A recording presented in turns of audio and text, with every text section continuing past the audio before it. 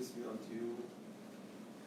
We thank you for joining us for one more session in understanding the Quran. We are finished last time with ayah number 25, surah number 24, which is Surah An-Noor, Al-Nour.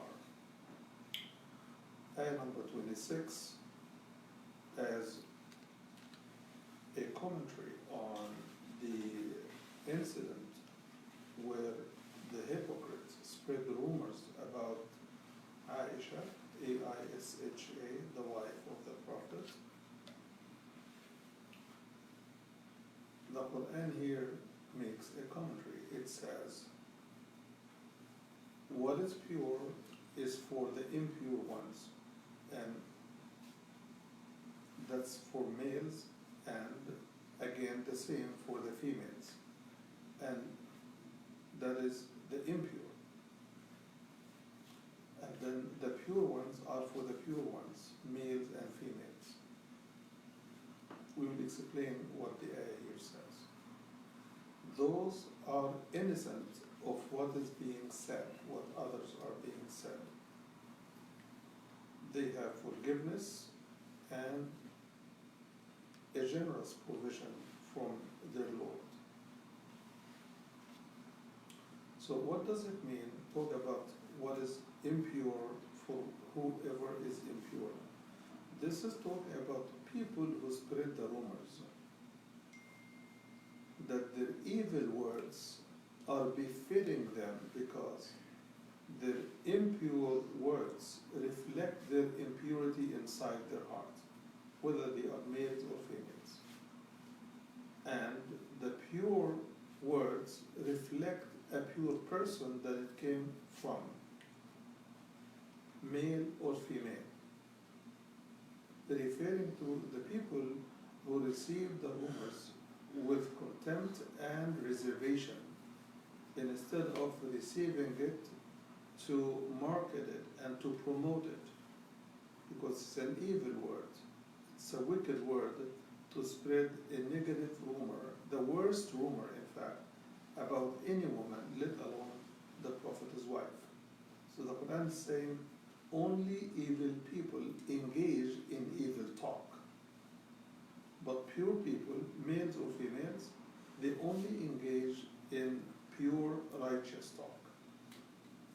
So this commentary in this ayah is a lesson for us to be careful not to ever engage in negative talk about anything or anyone, because in the process we cause a lot of harm to each other, even if we did not mean it. The mere fact that we spread rumors and innuendos about each other is harmful to the community as a whole. So the Quran is saying, if you are a righteous person, don't engage in wicked talk.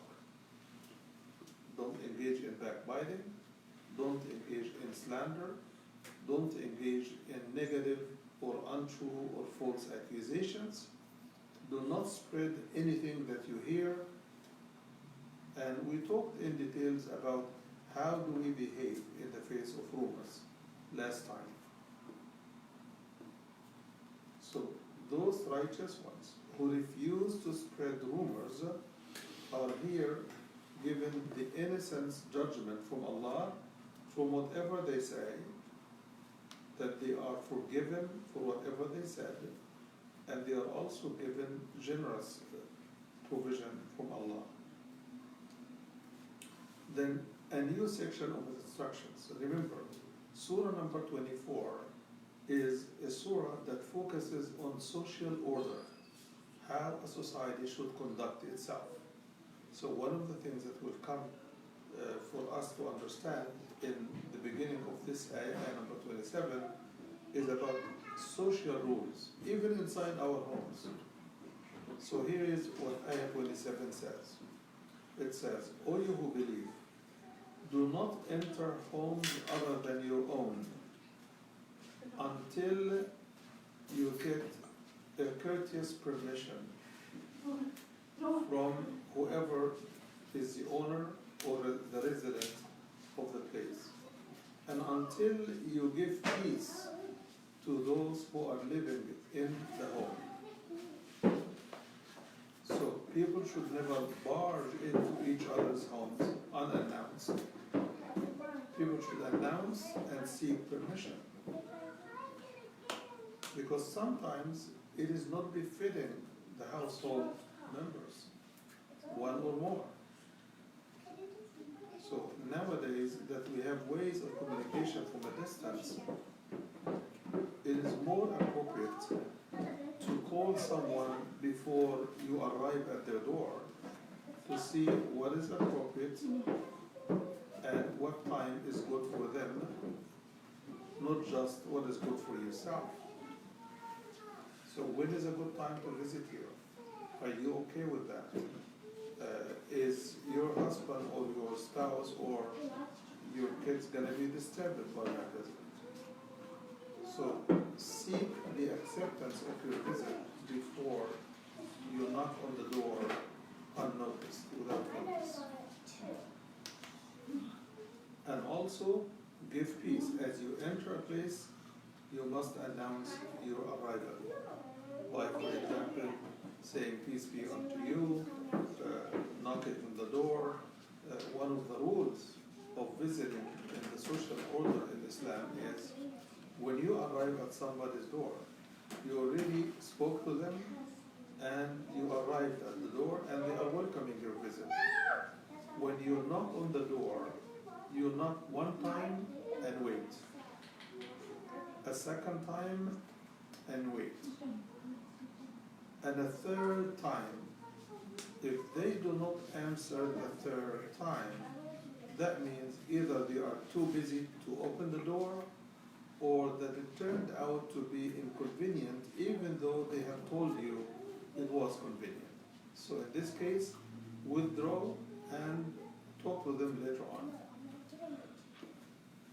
Some people don't play by these rules either because they don't know or they find it, convenient more to keep knocking on the door.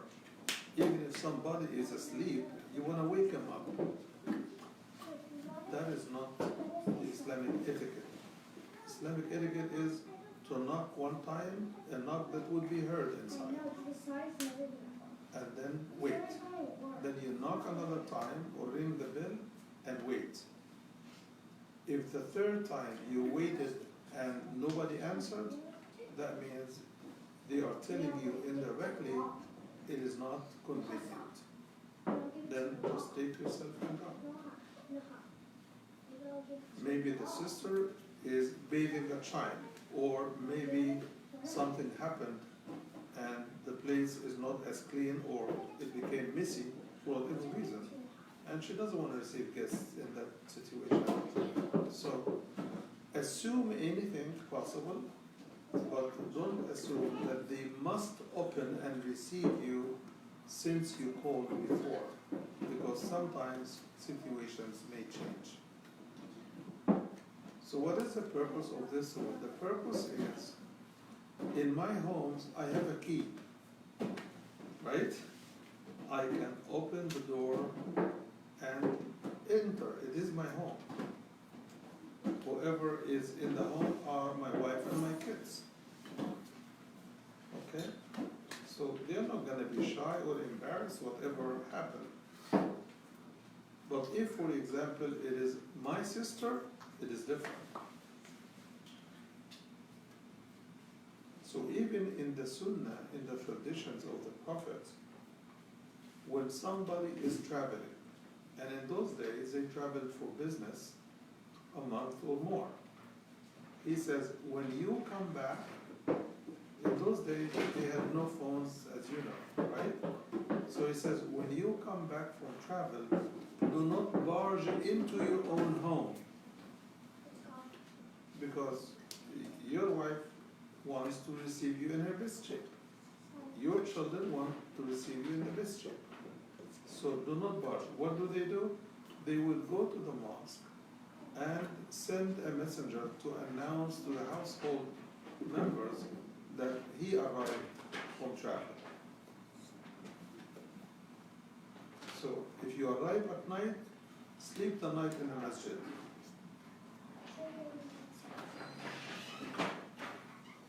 If you arrive in the day, wait until they tell you, please come in.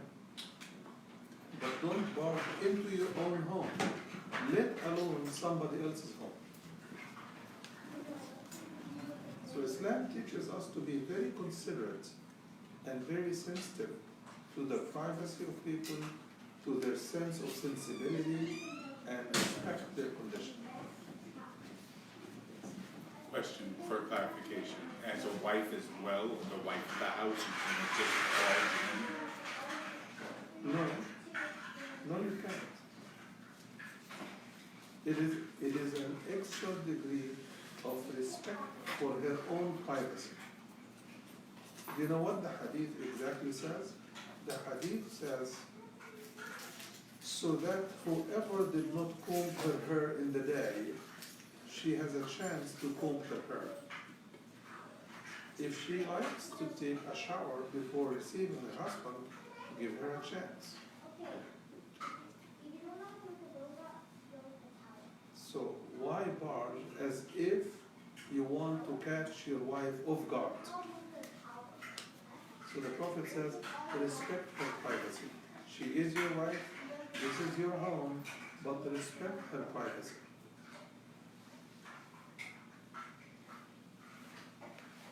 Interesting. Because people love to talk about how Islam mistreats women, how women have no privacy, have no opinion, have no participation, have no power, have no rights. Here is one of the simplest of rules that you will never find in any other culture, no matter how much they claim about women respect, privacy, or any of that.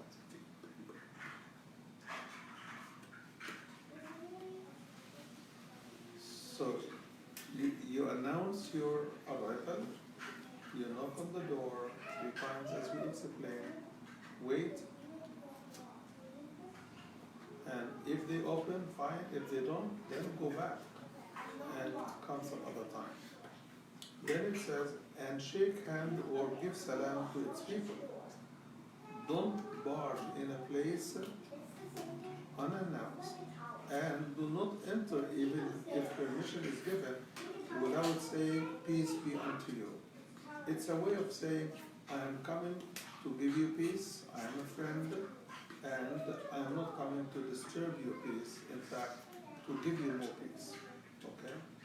Which means I'm a loving person. Then the commentary in the verse says, this is better for you. We have a question online. Okay. I have a question.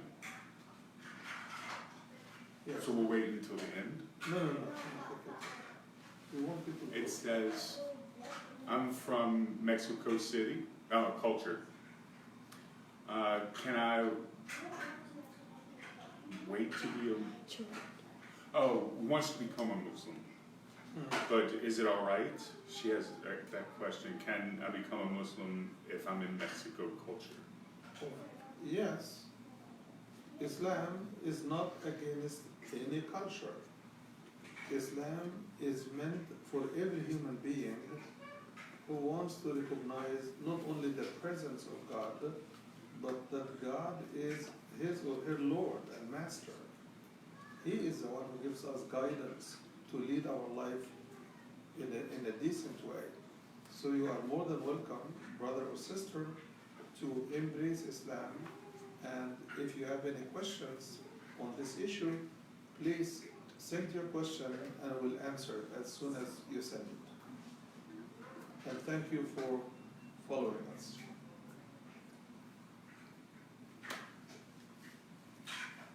Okay.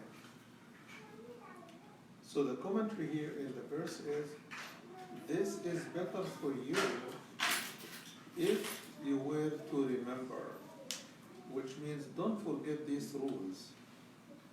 As I mentioned in the beginning of Surah number 24, Surah An-Noor, it is full of social rules, social etiquettes. And I want you to focus on that aspect in this surah as it keeps coming. And then it goes on, ayah number 28.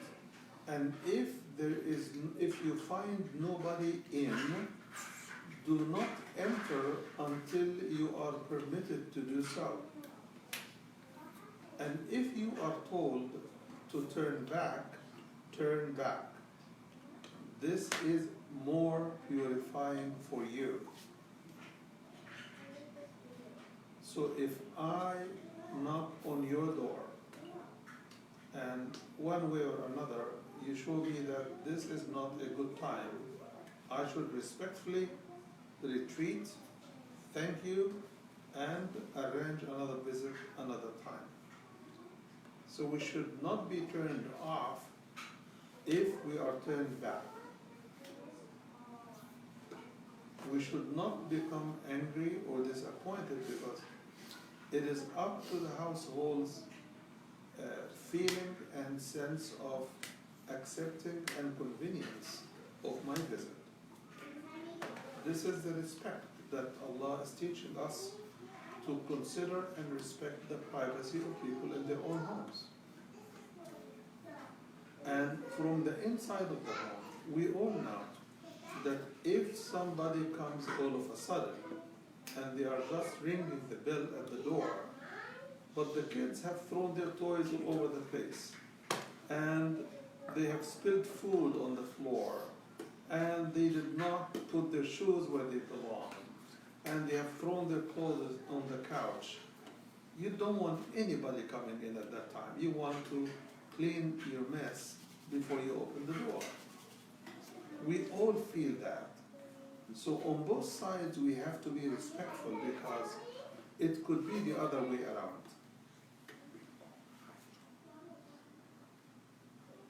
So the other rule is, if you come to a place and you knock on the door and suddenly the door opened and you say, hello, nobody answers.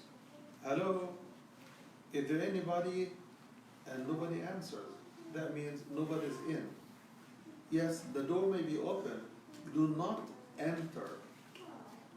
Somebody may say, what if somebody dropped unconscious? What if somebody needs help or ambulance? Well, call the police. Tell them, I knocked the door, nobody seems to be in, and I cannot enter, because if you enter and there is something wrong and the police comes, they will catch you. So the rule is to protect the privacy of the household, but also it can protect you for not entering into a scene that is unexpected. Very important rules for social etiquette and social interaction. So it says, if you are told to go back or to return back, return back. This is more purifying for you, and Allah is fully aware of what you do. So don't enter into a place that is not yours without being given permission, positive permission. And if you knock and nobody answers and nobody's in, and presumably, again, do not enter because you got no permission.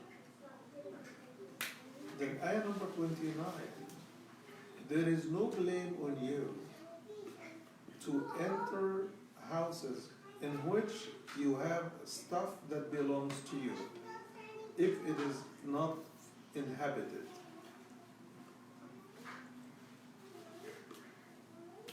Let us say, for example, I was traveling and I couldn't find a hotel or a motel. So I stayed overnight in a ruined house. A ruined house, like a house that has been demolished.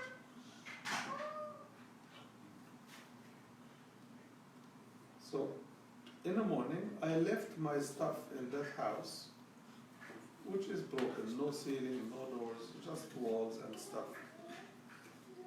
So Allah is saying, if you have something inside such a house that is yours, then you can enter. And nobody will blame you for it because you left your stuff in it.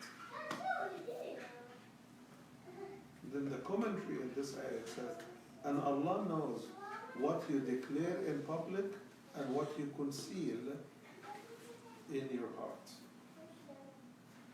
So you have to monitor what you're doing and don't violate the rule by pretending that conditions were on your side when they are not.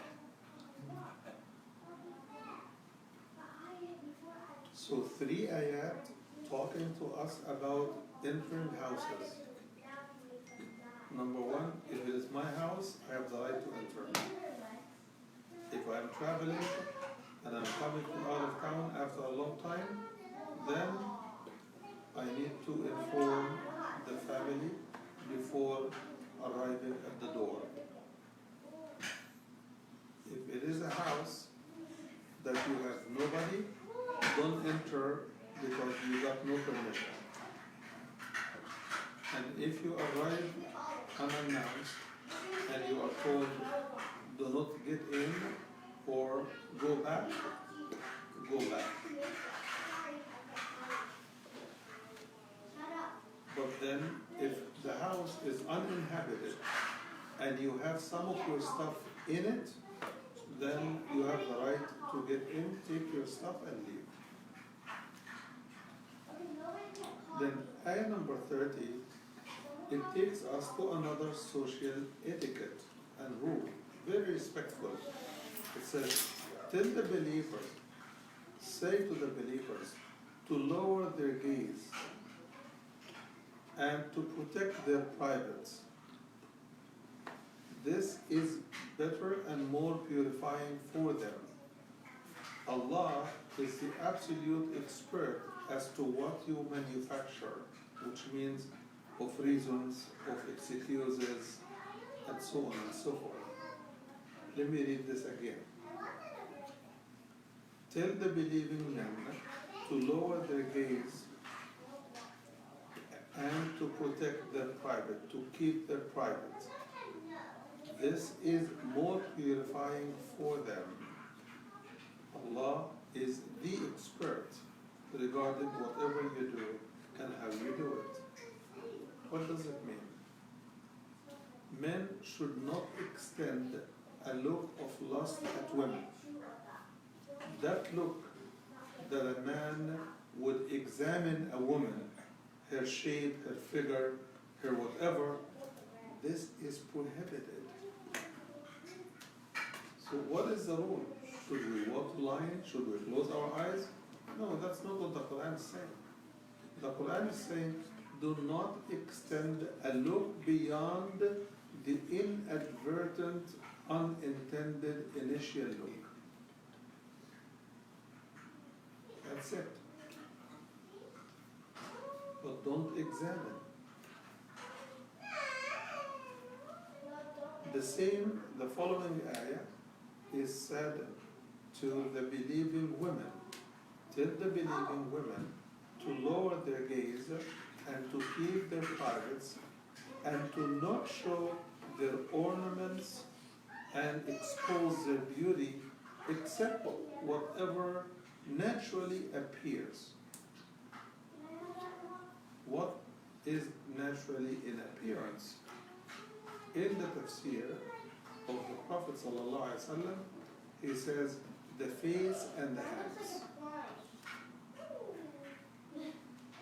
But a woman should never expose her beauty or her zina or ornament to attract men.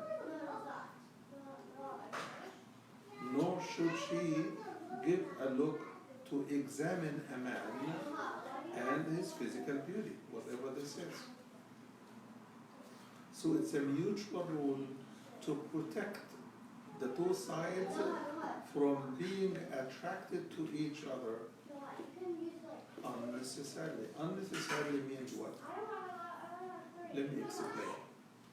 If you are engaged to a sister or you are engaged to a brother for the purpose of marriage, of course, then you have the right to look at each other and to examine each other, because that all happens within the context of her being under the watching eyes of her own family. But don't take her into a private place while you are not married yet. Why? Because it may lead you and her to slip into actions that you would later regret. Okay? So the only women you have the right to extend a look at, the only male that you, the sister, have the right to look at and examine and extend your look and look with lust is your spouse. But that is prohibited between anyone and anyone else who are not married to each other. You see, the ayat of Surah An-Noor, ayah number 2, immediately started off discussing. Of which one? Sorry. Ayah number 2 Of which surah? of Surah 24, the surah that we are examining, started off by saying that an adulteress could only be in a sexual relationship with an adulterer and vice versa. So it started off with adultery, okay? Here it is talking about not even extending a look of lust or look of desire or look of examining. Why? Because that look could lead potentially to adultery in a slippery slope. So you look at someone and he sees that you are in admiration or in attraction, they give you a look in return, then a wink from here, a wink from there, and then there is already a relationship. Okay, then you start talking, you start courting each other, then it goes into that slippery slope. So from the beginning, Allah wants to shut the door into adultery from the beginning, not only at the end. So the prohibition of adultery does not come in a language or phraseology that is similar to the prohibition of even killing. Killing, Allah says, do not kill. Adultery, Allah says, do not get near adultery. How do we get near adultery? The first thing is a look. The second is maybe a wink. The third may be a word. The fourth may be a touch. The fifth is something way worse. So it is gradual, but it is a slippery slope. So Allah wants us to start from the beginning, not at the tail end. Because once you slip, it is difficult to retract.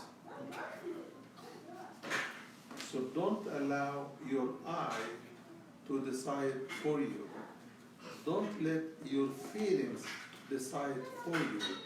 Control your eyes, control your ears, control your feelings, so that you are always in control of your behavior and your steps. So let us repeat ayah number 31, because it is one of those long ayahs that gives us several rules, and we have to keep focusing on those rules. Okay, so it says, say to the believing women or females to lower their gaze, which means lower your gaze and don't look a straight look or a direct look or a look of lust and examination. And to keep their privates, which means to protect themselves from slipping into unwanted behavior. And do not show their beauty and their ornaments, except whatever is naturally appearing of it. Furthermore, let them throw their head cover over their bosoms. So this head cover is supposed to also cover your neck area and your chest area. Okay? Furthermore, let them not show their ornaments and their beauty except to the following list of peoples. Number one, their spouses, their husbands. Number two, their parents.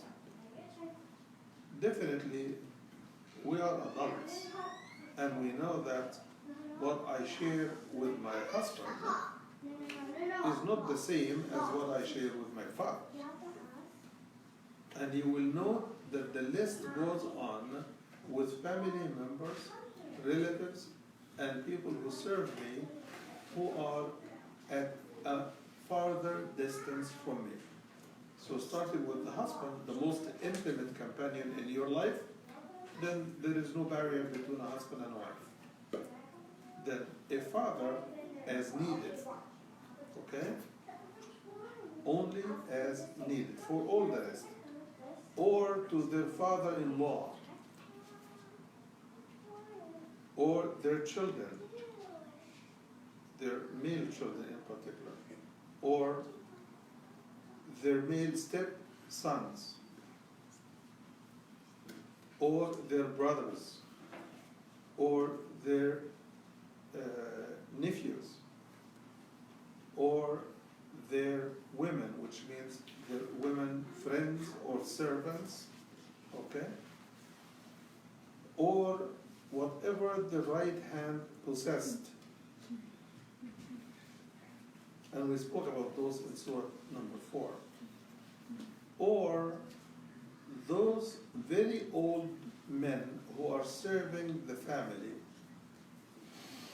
whose age is beyond having any sexual desire. A man who's serving the family, who is 85 or 90 years old, is not likely to lust after a woman, okay? But again, that differs. The criteria is if they have no interest whatsoever in sexual activity. They are just finished with that, okay? So the ayah doesn't say old men, because we don't know how old is old. So it says men whose sexual desire is not there anymore. How do you determine this? This is something for everybody to consider, okay?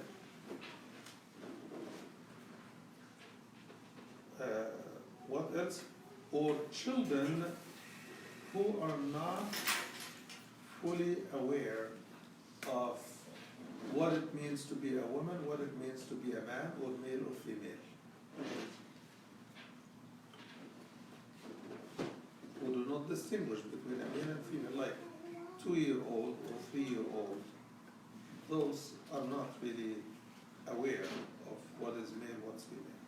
But if you're sending them even to nursery school, one has to be careful, because those places may have exposed them to something you don't know. Okay?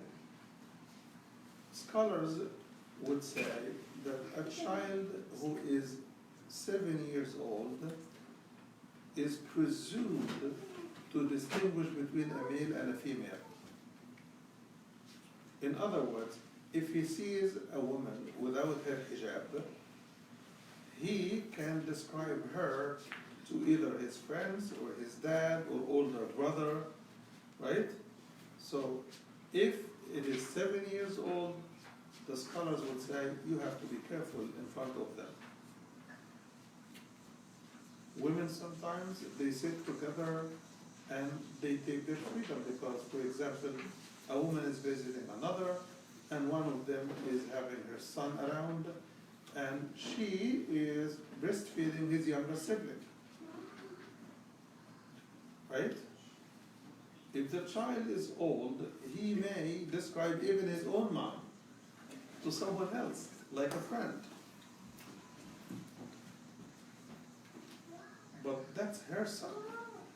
No, she cannot hide from her son. But if you are a guest and you are breastfeeding your own baby, and your host has a 7, 8, 9-year-old child, then be careful to cover yourself appropriately so that you are not exposed to someone describing you either to a friend or to a male relative.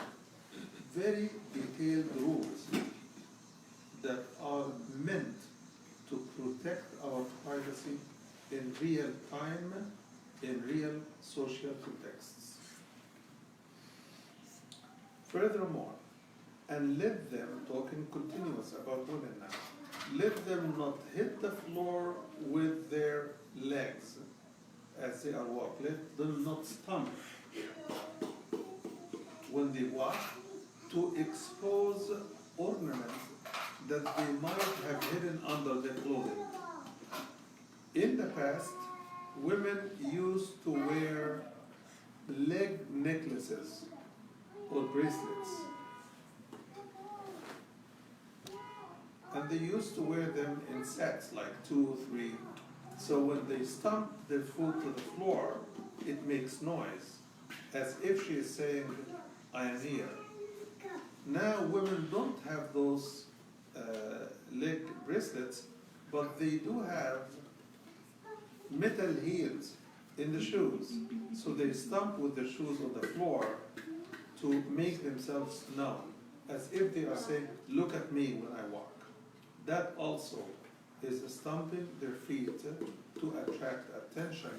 And the Quran is saying, don't do that. Don't expose whatever is hidden of your beauty, and don't attract attention. I have a question. So, heels and stilettos, is it only because you can hear it, or they say don't wear it at all? It doesn't say wear it or don't wear it. It says don't stomp your feet. Because when you stomp your feet, you create a noise. When you create a noise, you draw attention.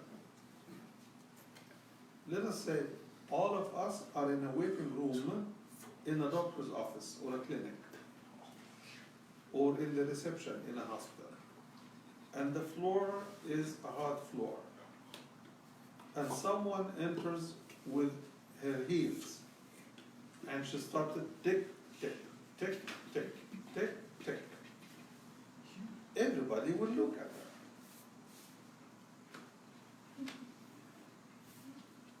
So, if somebody has a heel, it is better to have a couch end of the heel, so that even when she walks, it does not create noise. Because the purpose, you want to make yourself taller than you are, that's okay. But don't make noise to attract attention, unless you want to. And it's prohibited. I'm not saying that if you want, it's okay. I'm saying it's not okay. The Quran says it's not okay.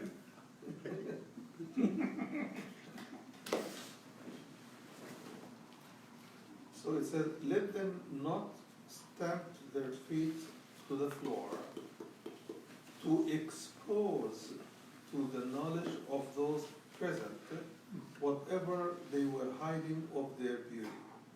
And does that mean you can see the silhouette and the bosom and that? Is that what that I'm getting there?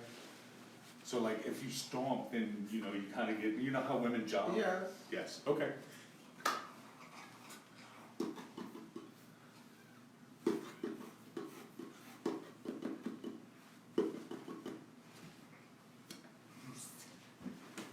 That's his point, and that's his question, and that's his answer, and I agree. I did not bring this issue, but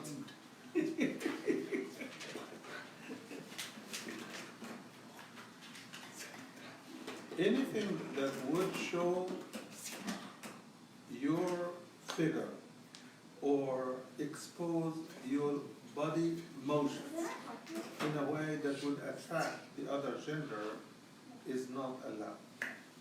Because women should not get out of their home to show and expose their beauty and present their beauty.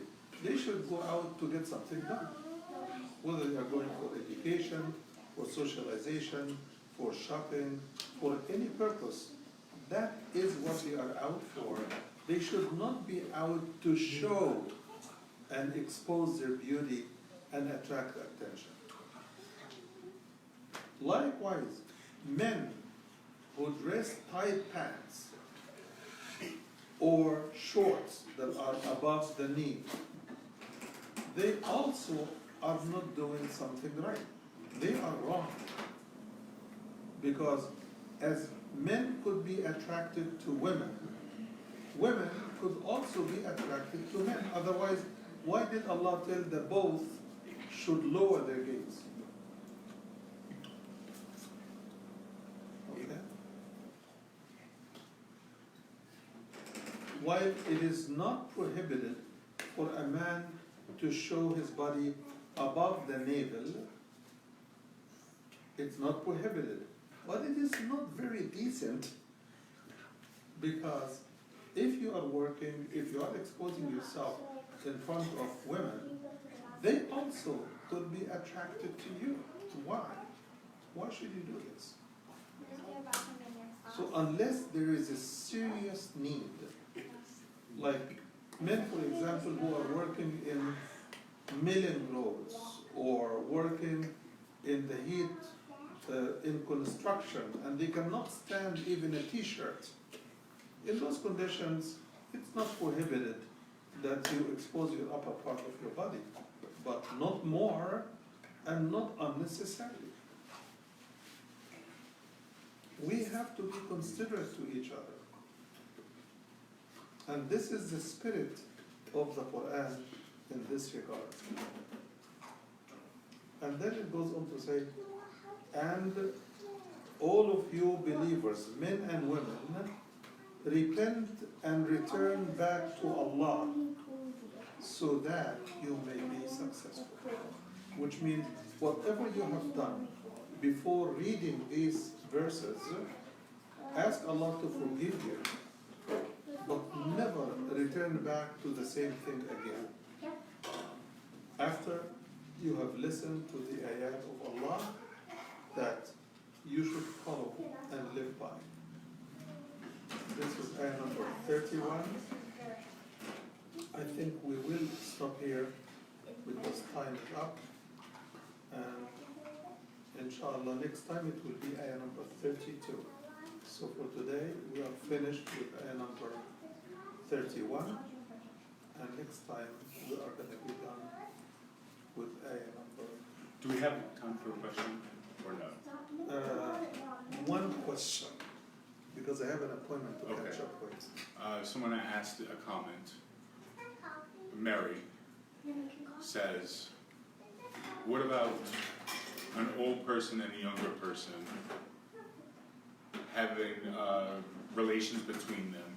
If an older man and a younger woman, or opposite, what's Islam's view for that ageism and racism? Different races, religions marry. If it's different ages or different religions, what is Islam's view? Question from Mary. I didn't get what the question is. So the question, it's like several parts. Religions, different religions marrying each other. What's the view for Islam? Yeah, Islam allows a man to marry a woman that she is either Muslim or Christian or Jewish, but all of them must be chaste. Chaste means they are not committing adultery. They are not dating men. They are not in, sorry for the word, they are not in prostitution, definitely. So we call them chaste, which means respected, honorable women. Muslim, Christian, or Jewish. For Muslim women, they are only allowed to marry a Muslim man, period. We explained this before when we went over Surah number 2, long time ago. Okay, so what if the age difference? Age difference is not a problem in Islam. Islam bases marriage on mutual acceptance and mutual satisfaction. If both sides know each other and they are both accepting each other and the family of the girl supports this kind of marriage, she should go for it. But if the family objects, she should heed their direction. But the family and the girl, they cannot twist each other's arm to accept. So if the female was older than the male? The Prophet married his first wife. She was about 15 years older than he was. 15 to 17 years. He was 23 or 25, and she was 40. No problem with that.